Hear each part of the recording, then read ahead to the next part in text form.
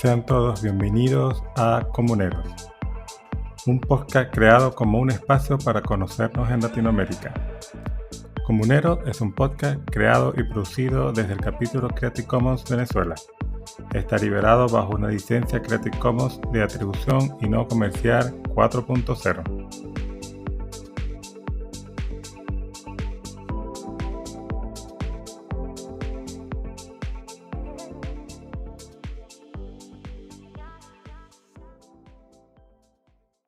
Bienvenidos todos a esta tercera entrega de Comuneros, el podcast de los amigos de CC en Latinoamérica. El día de hoy tenemos a Alejandro del capítulo de Colombia y a él lo acompaña Viviana. Alejandro, Viviana, gracias por aceptar la invitación. Bienvenidos. Me gustaría comenzar, como les comentaba en un poco la invitación, que cada uno de ustedes unas pequeñas palabras de cómo llegaron al mundo de Creative Commons y cómo está la situación un poco en Colombia. Mi nombre es Viviana Rangel, trabajo en la Fundación Carisma hace aproximadamente un año. Estoy trabajando en la línea de acceso al conocimiento y la cultura, que es realmente en donde tocamos todos estos temas de cultura libre, de acceso al conocimiento y a la cultura, que es una línea como muy característica del trabajo de la Fundación. Carisma trabaja pues como la defensa de los derechos humanos en entornos digitales y en esta línea como de la libertad en el conocimiento y la cultura empezó sobre todo por allá hacia el 2011, cuando se pasó una propuesta de ley que restringía pues un montón los derechos de autor en concordancia con el Tratado de Libre Comercio con Estados Unidos. Entonces, a partir de esa época, la Fundación viene trabajando como promoviendo diferentes iniciativas que permitan como esta libertad de acceso, promoviéndolo con activistas en la academia y también, digamos, como haciendo presión para que el gobierno no haga estas modificaciones. Nosotros actualmente, para mantener vigente un poco el tema de lo libre en Carisma, tenemos como dos líneas de trabajo. Por un lado estamos siempre como respondiendo preguntas y cuestionamientos que llegan a nuestros correos sobre el tema de licencias libres, entonces tenemos pues como un equipo de abogados que ayuda a responder estos temas. Y por el otro lado, en el marco de la pandemia, lanzamos una línea de trabajo que son unas verbenas digitales que se llaman Liberen la Cultura. Estas verbenas digitales nos han permitido como tener varios invitados, incluso entre estos Alejandro, donde hemos hablado del tema de cómo se ha movido el cine en lo virtual, cómo se están moviendo las radios libres, diferentes iniciativas de literatura, miramos un poco temas de arte gráfico también porque han tenido bloqueos tanto en lo físico como en lo digital y estamos como tratando de construir una red de personas para poder trabajar el tema. En Creative Commons Colombia nosotros pues hacemos parte y hemos venido como tratando de llevar un proceso en el que nos juntamos con personas que están hablando como de estos temas, de plantear algunos temas que podamos estudiar y pues como que hemos visto que hay tres líneas de trabajo, que una es como el tema de atender todas las cuestiones con la comunidad internacional, como es este Summit, un tema que es responder como las preguntas de la gente en Colombia y otro que es como crear como base, hacer actividades para ir como creando una red de trabajo. Eso es como lo que hacemos en el capítulo a grandes rasgos, pero pues Alejandro tiene más como tiempo en el capítulo. Viviana, me comentaste o nos comentaste mucho con respecto a lo que hace Carisma, pero me gustaría también un poco de ti. ¿Cómo tú llegaste a Carisma? ¿Qué te motiva? ¿Qué has estudiado? ¿O qué haces que te llama la atención esto y llegaste a Carisma? O sea, a nivel personal un poco, algunos comentarios. A ver, yo en verdad llego a Carisma, yo estudié Gobierno y Relaciones Internacionales.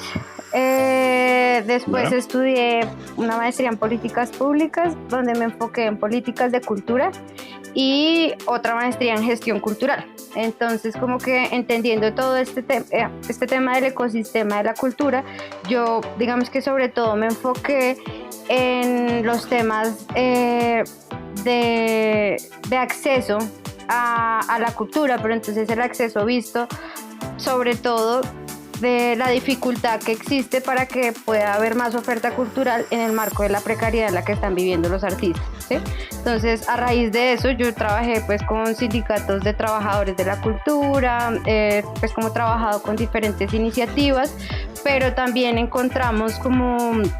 Cuando yo me encontré con Carolina, empezamos a encontrar como que muchos de estos temas, o sea, como que no pudiera ampliarse la oferta, no tenía pues que ver solo con el tema de cómo estaban los artistas, sino también en ciertas restricciones en la legislación. Empecé a trabajar en los temas pues como de lo abierto, de hasta dónde el derecho de autor nos estaba restringiendo como diferentes iniciativas que los artistas también estaban haciendo, y digamos que así me vinculo un poco como al sector en el que siempre he trabajado, pero desde otro ángulo que yo no había visto. Entonces, digamos que me llamó mucho la atención. Sí, empecé en políticas públicas, empecé a moverme a políticas públicas de cultura, y ahí empecé a encontrar como diferentes problemas que no permiten que el ciudadano pueda acceder a una oferta cultural como se merece, pues que garantice sus derechos culturales. Claro, empezaste como, si entiendo bien, empezaste como en políticas públicas y después te fuiste moviendo un poco a lo cultural, ¿correcto? Sí, empecé en políticas públicas, empecé a moverme a políticas públicas de cultura, y ahí empecé a encontrar como diferentes problemas que no permiten que el ciudadano pueda acceder a una oferta cultural como se merece, pues que garantice sus derechos culturales. Buenísimo, buenísimo. Ahora, Alejandro, te toca en esta pista. Cuéntanos. José, nuevamente agradecerte la invitación. Me parece que este tipo de espacios son muy necesarios para realmente conversar y conocer. A mí me parece muy chévere lo que preguntabas a Vivian ahora sobre quién es ella, ¿no? Más allá del hecho de uno mismo como participante de una empresa, una entidad, un proyecto que trabaje con el tema de las licencias libres, es quiénes son las personas que están detrás de estos procesos, porque yo creo que como buen escenario que tiene mucho de activismo, mucho de dinámicas de decisiones políticas que asume uno como creador, en mi caso, saber por qué llega a una de esas dinámicas es importante. En mi caso en particular, yo soy Alejandro Ángel, yo soy periodista, comunicador social y periodista primero, y después cineasta, productor y realizador audiovisual y creador de contenidos audiovisuales y digitales. Y yo llego justamente, y me gusta, por eso me encanta esa pregunta, porque es cómo llega uno a esto, ¿no? Cómo en un oficio como el creativo, que vivimos en esa pelea constante por que no me roben, que no me quiten, que me cuiden, que me respeten mi producto, mi contenido, cómo logro yo meterme en una cosa que se supone que doy libertad, doy apertura, doy acceso. Y justamente yo llego a las Creative Commons porque en 2004 yo me fui a vivir a España. Yo soy colombiano y viví entre 2004 y 2009 en España, y cuando llego a España en 2005 aproximadamente, que inicio ya como un proceso de vida, que el primer año era como de estudio y me devolvía, pero cuando empiezo a vivir allá empiezo a encontrar unas dinámicas del entorno de internet y de lo digital, y encuentro los blogs. Y yo empiezo a escribir, pero como a mí escribir no era lo que más me gustaba, si iba a hacer video, empiezo a hacer video por internet en el año 2006. Y en ese 2006, haciendo video por internet, buscando entender esas lógicas, me doy cuenta que necesito música que no me vayan a eliminar cuando la suba a los videos. Y entonces encuentro las Creative Commons y digo, wow, qué fantástico, aquí hay un montón de música que yo podría usar en mis videos y que dándole la licencia, obviamente el reconocimiento, la puedo usar y no me van a poner problemas. Y ahí en 2006 conozco la licencia, empiezo a hacer todo tipo de contenidos en el entorno de video por web, siempre usando las licencias.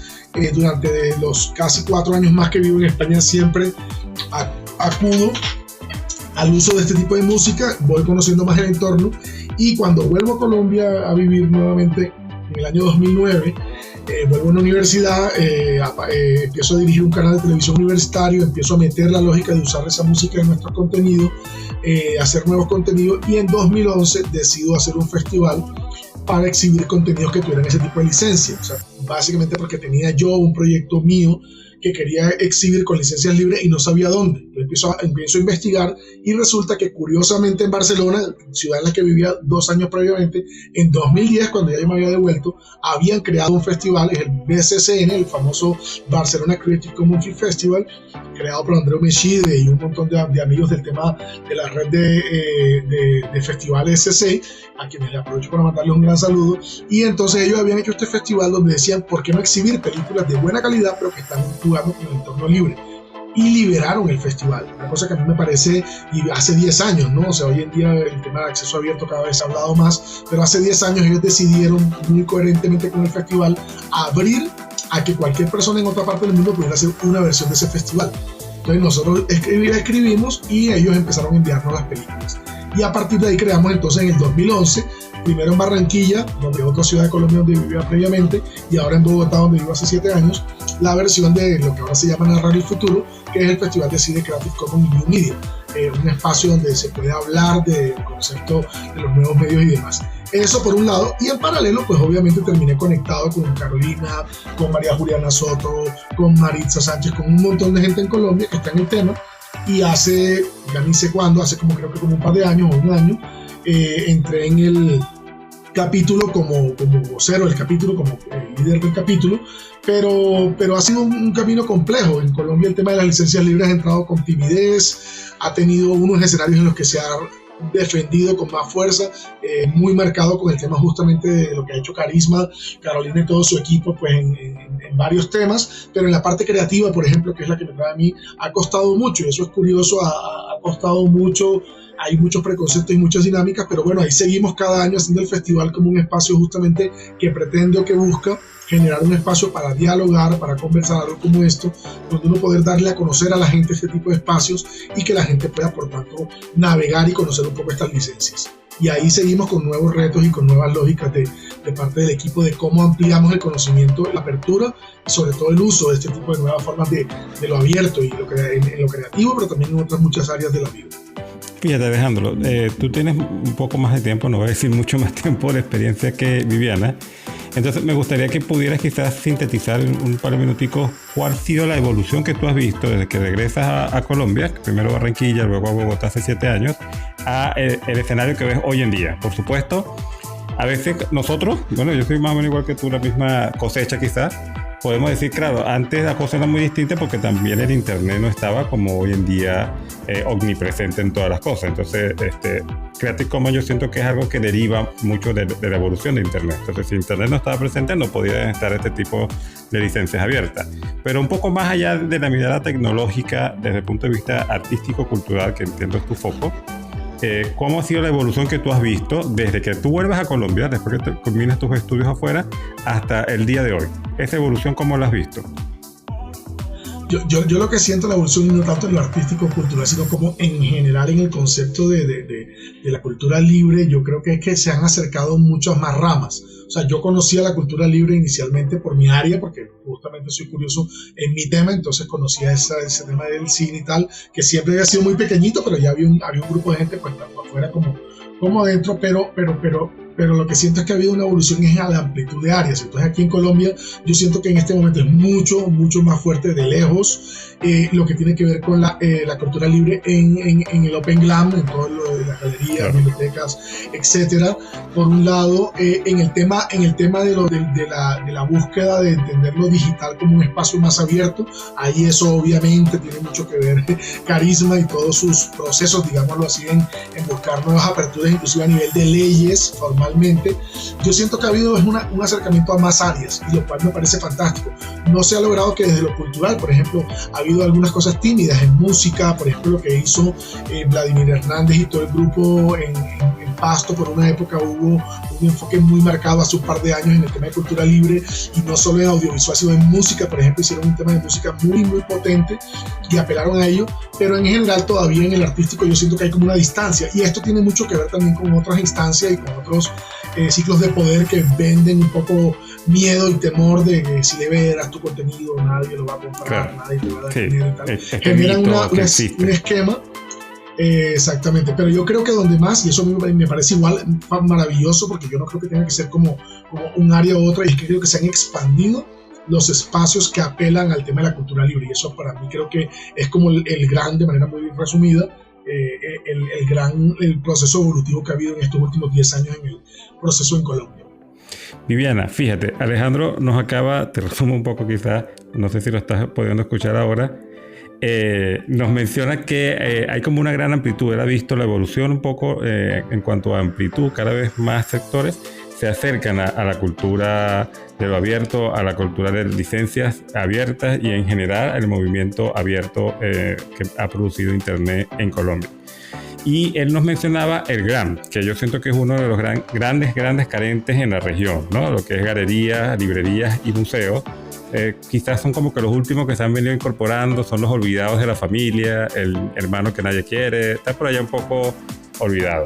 Tú también mencionabas que dentro de Carisma, tu función o tu trabajo ha visto también que hay como columnas, ¿ya? O sectores claramente marcados. ¿No puedes hablar ahora un poco desde tu función de Carisma? ¿Cómo ve Carisma como institución esta parcialización? ¿Cuáles son los sectores que están llevando a cabo su trabajo diario para ayudar un poco a esta comunidad?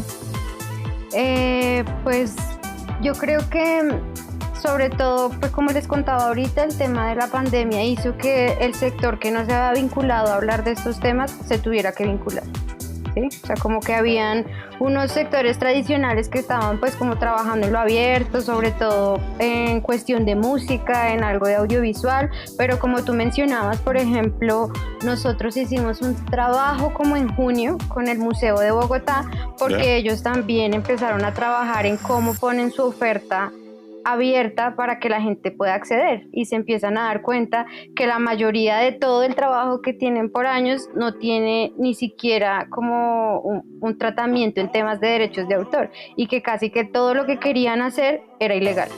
Entonces hemos tenido como un par de proyecticos con varios museos y algunas bibliotecas que, por ejemplo, empiezan a hacer transmisiones para leer cuentos en vivo, para la lectura de poemas. Los clubes de lectura que tradicionalmente se hacían en físico pues se pasan a lo virtual, y oh sorpresa, también ahí encuentran que eso es ilegal.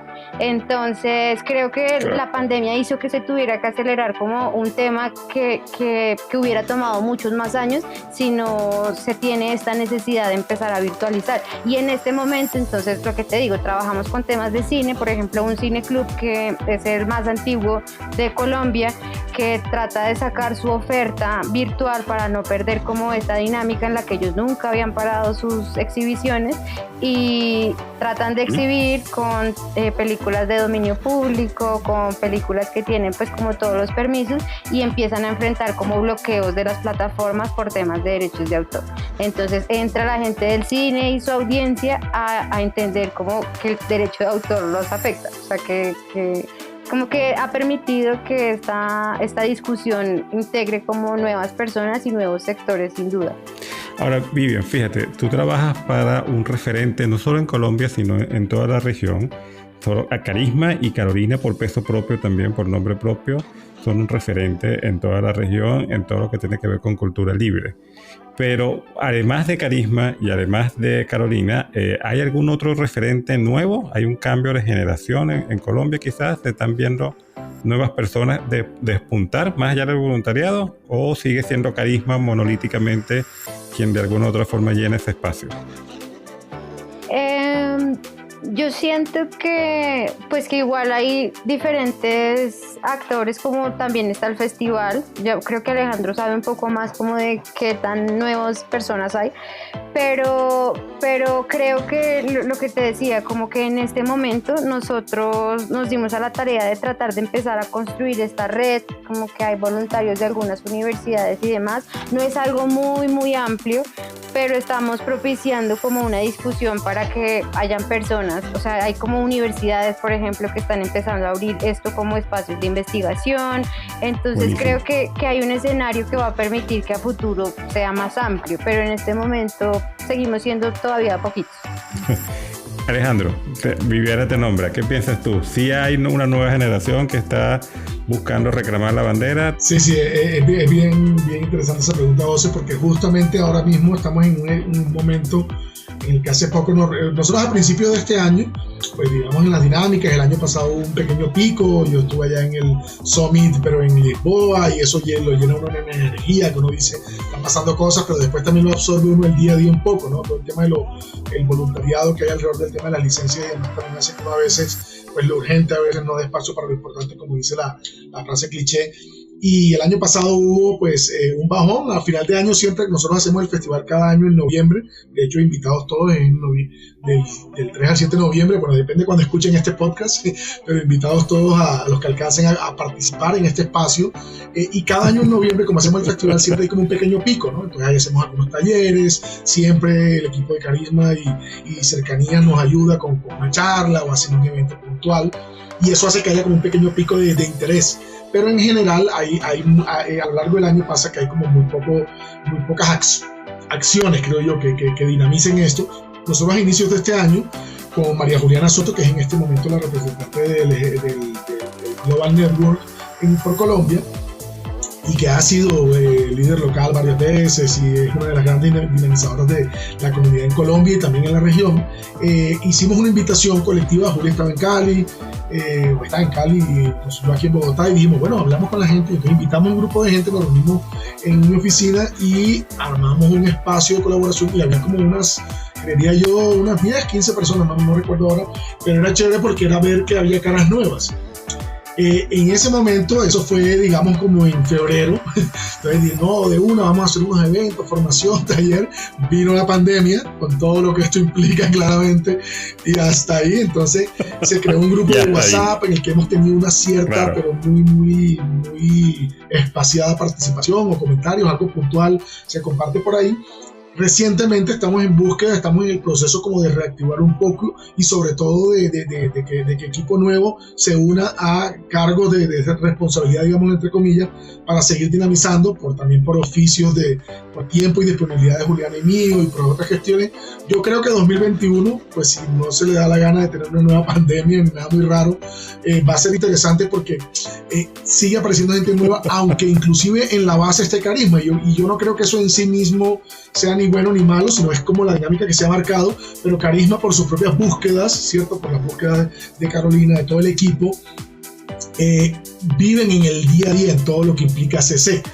Entonces es mucho más factible si tú en tus lógicas, y eso lo hablábamos en esta reunión que tuvimos hace poco, que si tú en tus lógicas diarias de trabajo trabajas con esto, pues es más factible que estés moviéndolo, dinamizándolo. Entonces yo creo que mal que bien lo que van a haber nuevas caras, pero las entidades siguen siendo las mismas. Sigue siendo Carisma, sigue siendo nuestro festival, sigue siendo la gente de Noise Radio con Juliana y el equipo que trabaja en lo sonoro.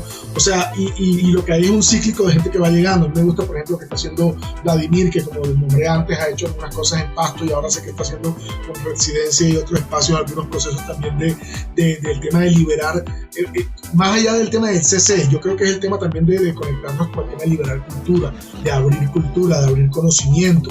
O sea, porque también, como, y esto lo he dicho una vez, y cada vez que hablamos de CC lo vuelvo y lo digo, y me gusta remarcarlo, porque tampoco podemos volvernos una entidad que solo habla de CC y solo habla de la liberación. Y cada creador, cada gestor, tiene la posibilidad de pensar lo que quiere respecto a cómo quiere liberar o no sus contenidos, y tampoco nos podemos volver ahí como unos talibanes del si no es libre, no es no sé cuál y tal, porque se vuelve entonces también muy aleja. O sea, ese discurso aleja. Y yo alguna vez recuerdo que pues como me interesa todo este tema de la cultura libre y demás, estoy ahí cerca, pero al mismo tiempo yo uso, bueno, ahora no, pero en algún momento usé Mac. Entonces una vez fui a un evento y entonces unos me miraban así como, uy, el diablo, que tiene Mac, no usa Linux y no sé cuál, y era como, váyase al carajo. O sea, yo uso lo que necesite para que mi trabajo se haga bien.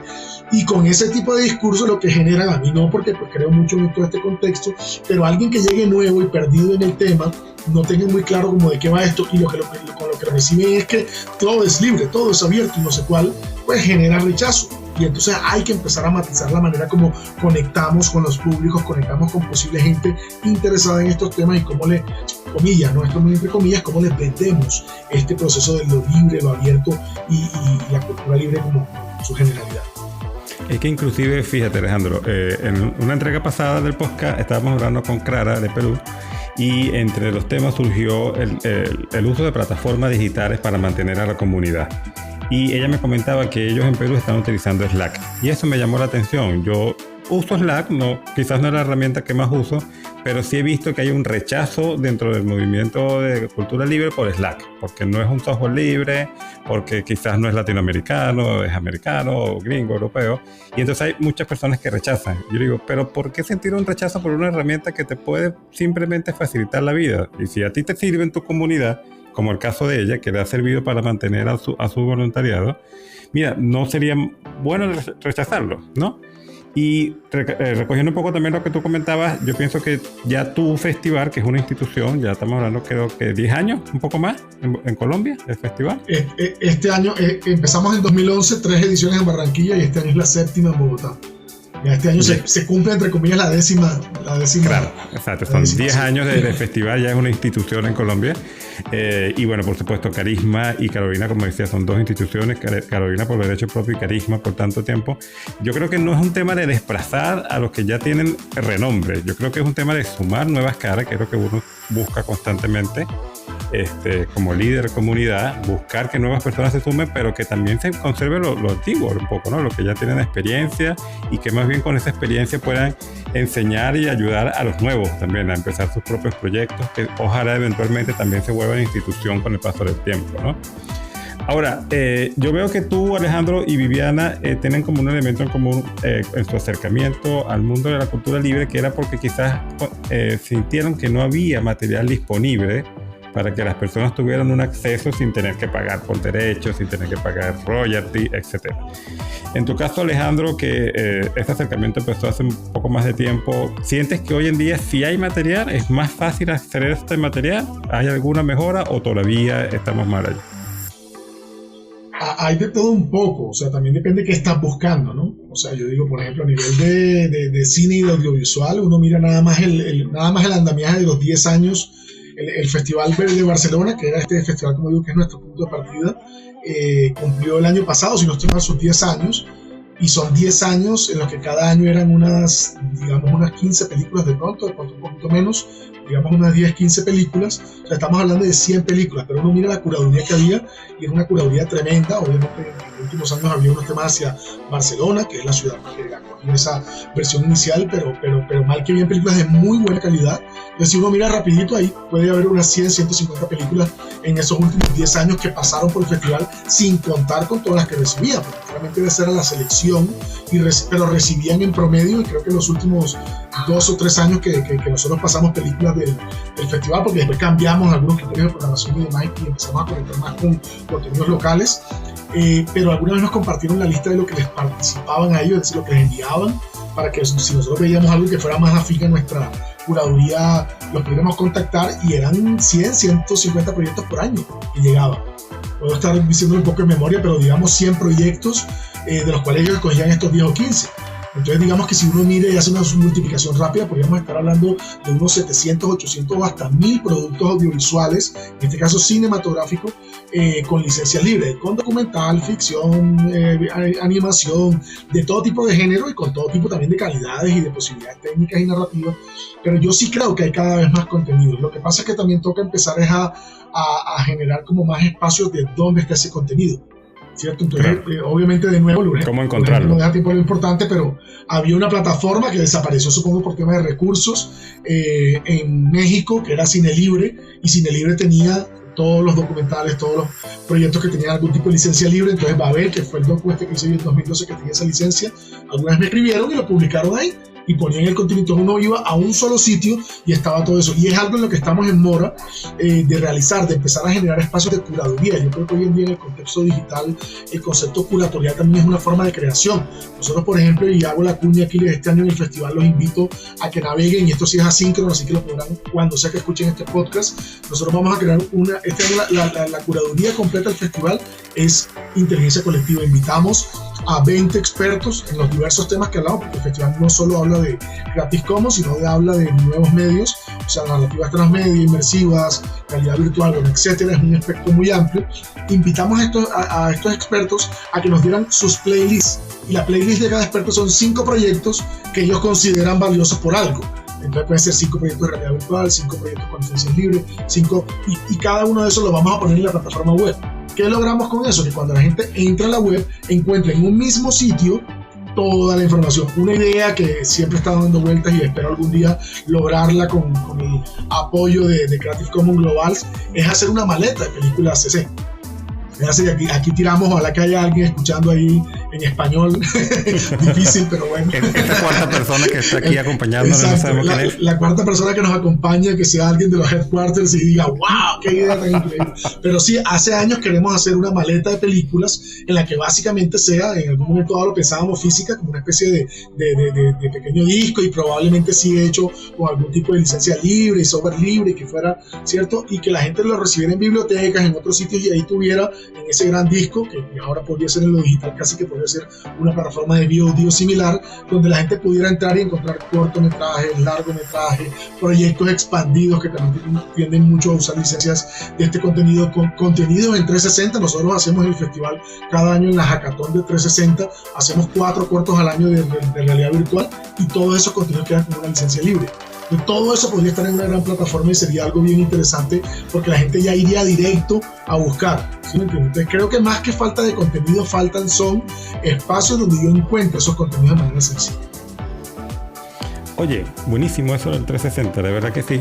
Viviana, te repito la pregunta a ti, porque más o menos coincidías con Alejandro. Cuando tú comienzas un poco a acercarte a este mundo de cultura abierta, ¿sentías que el ser humano de a pie, el ciudadano de a pie, no tenía como que acceso a una cultura quizás o a unos elementos culturales suficientes? ¿Sientes? Entiendo que tienes obviamente menos tiempo que Alejandro en este labor diaria con la cultura abierta, pero en el tiempo que tú llevas, ¿sientes que ha habido alguna diferencia o proyectas que va a venir alguna diferencia en este tema? Yo creo que, digamos que en términos de oferta, porque exista creación, cada vez hay muchísima más oferta. Sin embargo, por ejemplo, en Colombia nosotros tenemos ahorita un gobierno que responde a las políticas de economía naranja, que basa como sus políticas de generación de riqueza para el país en las industrias creativas, y ellos lo están haciendo a partir de una regulación que se está yendo a tratar de fortalecer el tema de propiedad intelectual con más restricciones. Entonces, en esa línea está la Dirección Nacional de Derechos de Autor, están pues ciertas áreas del Ministerio de Cultura. Entonces creo que es un momento en que la discusión está ahí, y que si no, la gente que está desde la parte de la creación, desde los usuarios, no nos ponemos como las pilas y empezamos a mirar cuáles son las leyes que están pasando, porque eso es casi que un decreto diario, va a haber muchísimas más restricciones. O sea, porque haya cantidad de obras, hay muchísimas, y mucha gente que realmente crea, no toda con ánimo de lucro. O sea, hay mucha creación en lo comunitario, como en organizaciones de base, pero hacia donde está apuntando la regulación de las políticas culturales en Colombia, sí es sin duda alguna hacia la restricción. Y tú piensas, Viviana, un poco con lo que decía Alejandro, que hoy en día tenemos material, pero ¿es accesible realmente? O sea, hay un lugar... A ver, te comento a Alejandro, para ya ir cerrando porque se nos acaba el tiempo. Yo siento que Netflix, hoy en día es un monstruo, quizás tuvo esa presencia y ese éxito comercial porque él logró poner en un sitio accesible toda una oferta que ya existía. Netflix no, en principio, hoy en día sí, pero en principio no producía nuevo contenido, pero él logró agruparlo todo en esto y ser muy accesible. ¿Te parece que en temas de cultura abierta existe algo similar? ¿Hace falta? ¿No hace falta? Y ya por el tiempo, tu cierre y tu despedida y tus proyectos en Colombia. Yo creo que hace falta realmente una plataforma desde lo abierto.